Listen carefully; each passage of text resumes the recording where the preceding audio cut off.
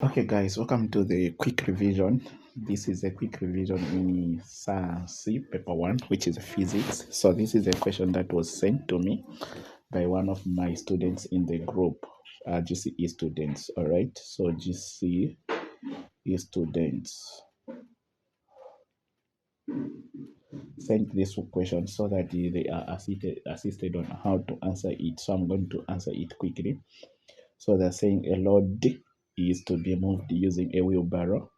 The total mass of the load and the wheelbarrow is that one there. Then they say the gravitational field strength is that. The question is here says what is the size of force F? This force here F needed just to lift the loaded wheelbarrow. Okay, so this question it can either be classified to be a question from moments, okay, or it can also qualify to come from simple machines, okay, because a wheelbarrow is a simple machine, but it works on the principle also of moments. All right, so this one we are going to just handle it using moments. So you see moments always is a turning effect of a force. So let me put moment definition here. Moment, the turning effect of a force. That's what a moment is. It means when a force is applied on an object and then the object moves in a circular movement. Like when you're opening the door, you apply a force on the door, then the door makes a circular movement. That is what we call a moment. So the door produces a moment. So a moment is represented by letter M, okay? And then the formula is for calculating moment is equal to force times perpendicular distance, okay? So like if you apply uh, a force on something, like let's say you apply a force on this thing here, okay? So this is the fixed, this point is fixed. The fixed point, we call it a pivot. So if this point is fixed and maybe this is the door, this is the hinge of the door, you apply the force here so that the door can move like that, okay? So now we can calculate the moment here. So if this is where you applied the force from, and then the distance of your application point of application of the force from the pivot is D here. This is the distance here, for instance. All right. Then let's say this distance is given like maybe 2 uh, centimeters. Let me say it is 2 meters. Then let's say this force maybe it is given also as a 4.3 Newton. Then as you apply, this one rotates in that way, it produces a moment, and we can find that moment using this formula here as equal to force will just get like 4.3 times our distance will be like 2, then which will be like, if we get a calculator quickly, let me just get a calculator here. Where is my calculator? Okay, so if we say 4.3 times uh 2, we are getting like 8.6. So here you have like 80.6. Then the units becomes Newton, because the force is in Newton, then distance is in meters, so and for Newton meters. So these are the units for the moment. Now uh, you'll find that not every time that you apply a moment that something is going to produce such kind of movement. You find that there will be a balanced kind of movement in something when a force is applied. Let's say a propeller which is rotating at a constant speed. Then there's a force that is being applied. Then if it is rotating at the constant speed, the propeller, then it has reached what we call equilibrium. The rotation is not increasing or decreasing or accelerating or decelerating. Similarly also to a wheelbarrow like here. So like wheelbarrow here, this wheelbarrow is loaded. So it's loaded here, though this diagram is not in order, it has just disarranged itself. So this wheelbarrow is loaded and we are told like this one should be the pivot, this one should have been here. That just like I'm telling you that this diagram has disorganized itself. Then if we need to calculate the force of this here, the force here, then there must be an equilibrium, like this force going upward and also this force coming downward here, the weight. Okay, so you see the weight, I don't know this diagram whether it was put properly. So the weight seems to be acting straight here, downward here.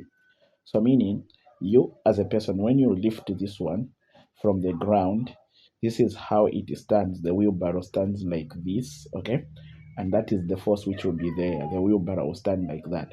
But what must be known also is that there is weight that is going downward, facing downward. The weight of the load plus the wheelbarrow itself.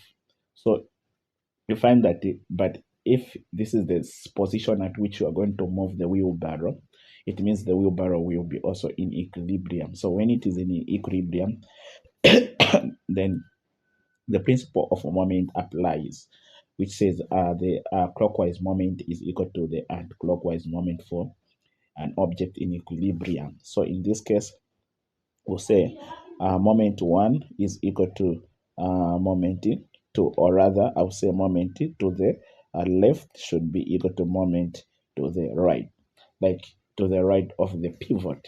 Like, but in this case, we can also say moment downwards. Like, let me see, downward D is equal to also moment upwards. So here we are using moment downward or upward. So this, for it to remain in this position, meaning there will be a moment that will be produced by this force facing downward here, which we are going to call moment D, all right?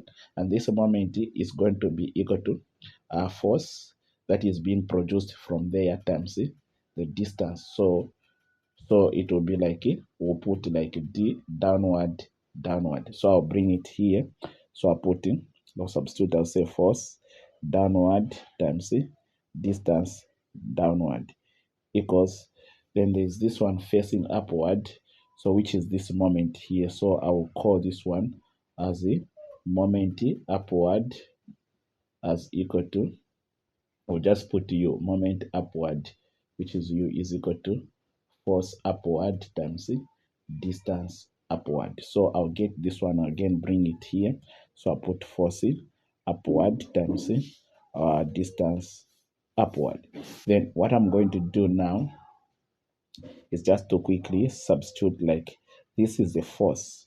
So we are told the force acting here is the weight of the total mass of the load and wheelbarrow. So it will give us weight, and weight is the force. So for us to convert this one into weight, which is the force we are going to use here, because this force here, we must change this one, because we use weight is equal to mass times acceleration due to gravity. Mass is 60 times acceleration due to gravity is 10. So this one will give us 600 Newton. So we'll get this one put here as this 600 Newton times the distance, which is this distance from this point to this point here. All right.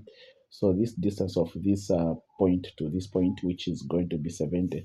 So we'll put this 70 like it is. Let me put 70. Usually distance is in meters, but it will be in centimeters because units will cancel out, as we are going to see. That's why I've written it in full. Then here the force, we don't know it. It's the one we are going to find according to the question. What is the size of the force? This one here acting upward. This one here.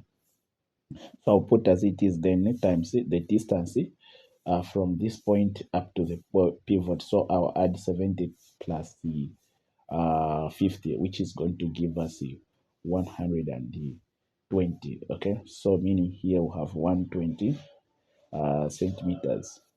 Then we multiply 600 times 70. So that's what we will do. So let's just do that. 600 times 70 quickly. We are getting like 42,000. All right. So here we are getting 42,000 then centimeters equals, then this times that, it will just give us like 12, 120 centimeter F. Now we want the F U, not this one here. So we divide by 120, okay, centimeters. Even here we divide by 120 centimeters. That's why I told you that the units will cancel out. That's why you don't need to worry. Then this 120 and this one will cancel. So you do like the same we are doing, like we'll come here and say now this 42,000 divided by 120. So divided by 120, we are going to get 350. So here we'll have 350 is equal to our force. This side we'll have Fu. So meaning the force, you say therefore, our force is going to be 350. You put newtons because force is measured in newton. Okay. So the other question that was given, I think this is the other question that was given, and this question is coming from the topic known as a simple machine.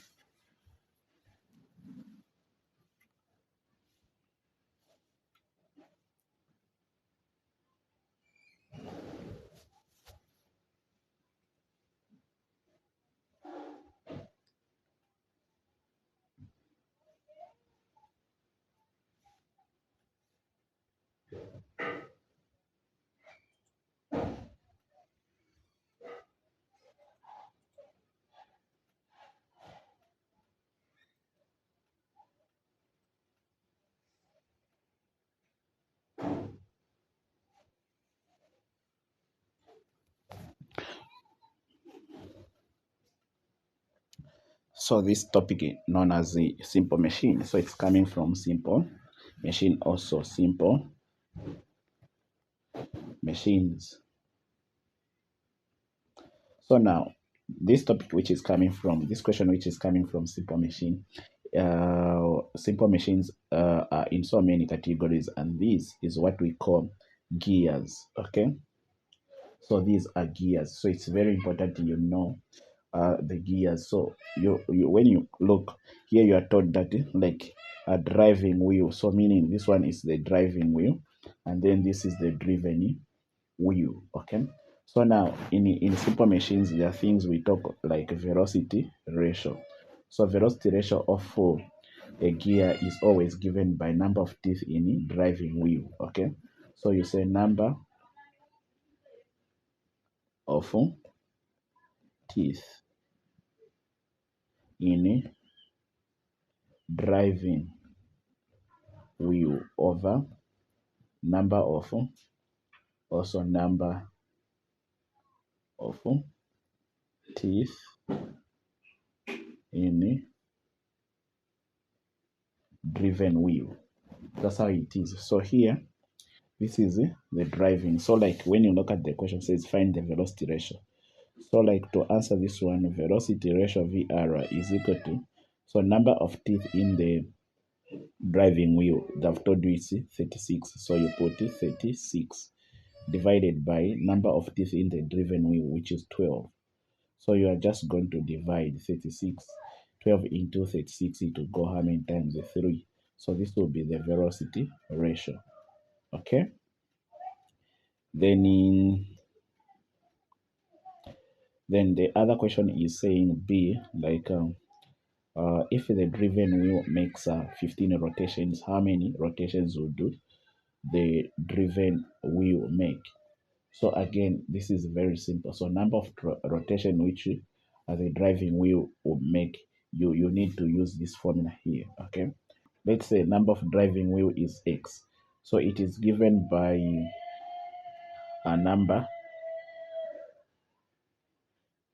of rotations in driven wheel. Driven wheel over now velocity ratio. So this is the formula we use. So like a number of rotation in a driven, we have been told it's already 15 here. So we'll put 15 over velocity ratio is what? Is 3. So we'll divide by 3. So 15 divided by 3, it will be 5. So this will be the number of rotation of the driving wheel. So you see, this is actually inverse proportionality. When one quantity increases, the other one decreases. Okay, so you see the driven wheel has got a less number of teeth as compared to the driving wheel. So if it has 12, like this one also will have 5. So you compare, like if you want to use ratios, so you have 36 to 12. Okay, then you say equals, then on the other side you have been given what have you been given? 15. So you say x to um x to 15.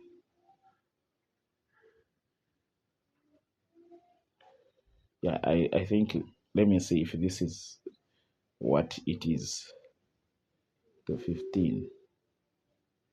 So like here, if you reduce 12 into there, it will go how many times? 3. 12 into 12, 1. Okay. So okay, so the ratio is does not exist like this. It is like 36 over 12 to 12 over x. Yeah, so that the 12 into that, it will give us a 3. Then 12 into itself 1. So have um like 3 over 1 is equal to 12 over x. Then if you cross multiply like that, it will be like 3x is equal to 12. Okay, for sure this has been 15. Okay, 15. So you divide 3, x will be equal to 5. So it is 5 like that. Then we move to the next one here. Also, it is coming from simple machine, and this one is a pulley system. So this pulley system, the same, the diagram below shows the pulley system. Okay, so this is a pulley system. Then they are saying find the mechanical advantage. So a mechanical advantage, guys, which is represented by that, is always given by a load, okay, over effort. That's how we find it. Then you say equals load is what we are provided, like here. So it is 250, okay, Newton over effort. It's this one here, 1000 Newton. So like that one and that one will go. This one and this one will go. So 100 into 2 into 225, it will go there, 2.25. Okay, so this will be the mechanical advantage. Then B, like the velocity ratio. P, they're asking you to find velocity ratio. So velocity ratio is equal to the number of strings that are connecting the upper pulley to the lower pulley. So this one is the upper pulley, okay? Then this one is the lower. So the number of strings connecting them is equal to velocity ratio. So you have 1, 2, 3, 4. So there are 4. So velocity ratio is going to be equal to 4. Also, the number of pulleys also. You have one pulley, this one, another one here, another one here, another one here. So it is equally the same. Then when they say efficiency, which is the C, efficiency, which is this symbol here, is equal to, here it will have mechanical advantage over velocity ratio times 100%. So mechanical advantage, you found it, which is 2.25 over velocity ratio, you found it to be 4, so times 100%. So this one, which will be like efficiency, is going to be equal to, so what you are going to do, you'll get your calculator, which we allow you to use in science. So get like 2.25 divided by 4, which will get that one. So you'll be multiply by 100 here, okay, so that you get 56.525. So your efficiency will be 56.25%.